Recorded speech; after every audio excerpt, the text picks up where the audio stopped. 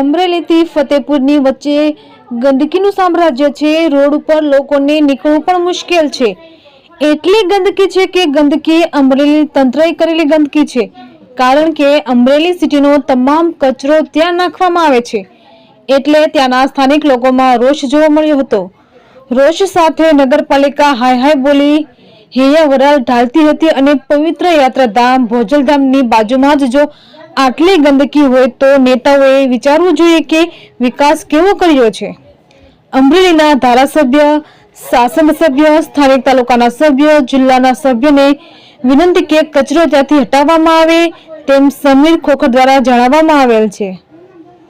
Reporter Sarfaraz Khokhar, Vijpadi. Sarvaiya હું દલિત છું રહી છે ગુસ્કોમાં અને એવી તકલીફ છે કે આ લોકો ચોર આઈ નાખી દે છે અને કોઈ સેવતા નથી અને ધમકીવાળો બહુ થઈ ગયો કુતરાનો ત્રાસ છે અને આવી રીતે આ દલીલ કરી છે અમારું કોઈ સાંભળતા નથી। પછી અહીંયા કોઈ ધ્યાન ન દે તો પછી આગળ અમે આયોજન ચલાવ્યું। બરાબર, પ્રાથમિક શાળા આગળ છે, પ્રાથમિક શાળા આગળ છે। તારું ક્યાં ભણવા જશો, ક્યાંથી ફતેપુર રોડ ઉપર ભણવા જાઉં છું ખંભાળિયા ભાઈ। અહીંયા બહુ ગંદકી છે, અહીંયા ગાવું માટે નીકળી કુતરા ને એવું ગાવું ને એવું ડટી ને એવું બધું છે આગળ મહેનત કરાવવું પડે। કેવી ખરાબ વાત આવે, બહુ વાત આવે ગાવું, બીમારી પડે, બીમારી થઈ છે। ઘરે નથી રહેવાતું અમારે।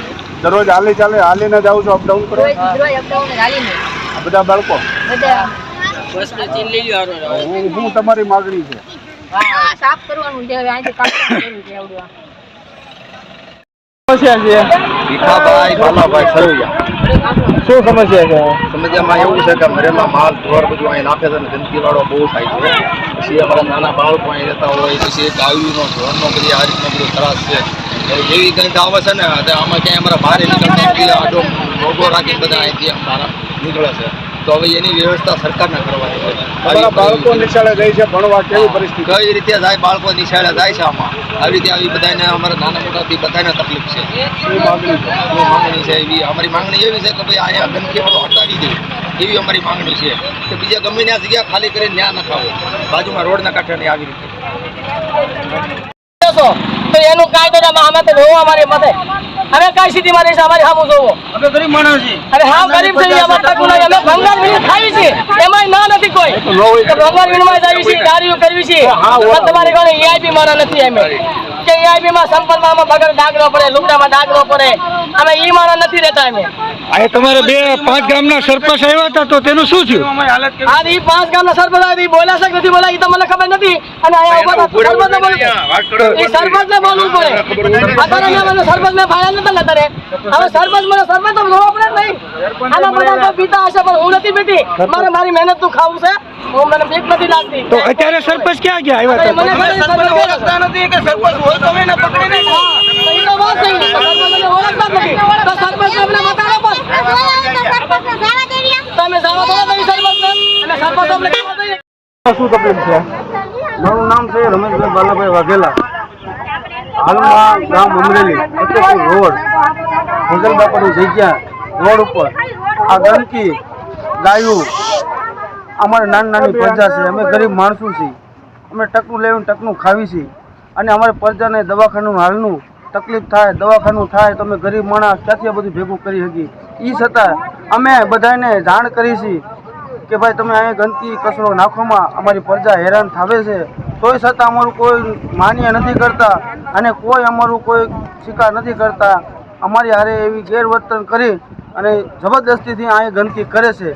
આ ગંદકીના સમયે જો તમે અહીંયા ગંદકી કેવી સમય નાની પ્રજા છે, એટલા ભારતને અમે વિનંતી માંગણી છે। શું માંગણી છે? અમારી માંગણી એવી છે કે આવી ગંદકી હટાવે અને અમારા સબ લોકો પાછળ છે, અમારા બધા નાના મોટા ગરીબ આ બધું વિડીયો ઉતરો, બધા માણસો ભેગા થયા, પબ્લિક ભેગી થઈ, તાલગી સરપંચ રોકાણા। જયારે સરપંચ ની જરૂર પડી ત્યારે સરપંચ વયા ગયા, બરોબર છે, અને ફોન કર્યો તો એમ કે છે કે અમે પીઠવા જાડ છીએ અથવા છીએ, તો આમાં સરપંચ ની મિલી ભગત હોય તો સરપંચ વયા ગયા, તો સરપંચ ને અમારી અમારે સરપંચ ની ગરીબ માણસ ની સમસ્યા ઉકેલ કરવી પડે ને। અત્યારે સરપંચ ને ફોન કર્યો તો સરપંચ એકે બે માંથી એકે સરપંચ કોઈ ફોન ઉપાડે પછી કેમ બહાર છે અમે સરપંચ છે ને બની હવે ફતેપુરના સરપંચ વિઠ્ઠલપુર એના સરપંચ અમે સરપંચને ઓળખતા નથી એને જાણતા નથી એને કરતા અમે બાવડો દાલી સરપંચને ઉભા રાખી કે સાહેબ તમે જોવો તમે અમે સરપંચને જોયા નથી એટલે અમે સરકારને વિનંતી કરી છે કે આટલું અમારો જે છે ને ગંદકી વાળો એ અમારો નિકાલ કરે.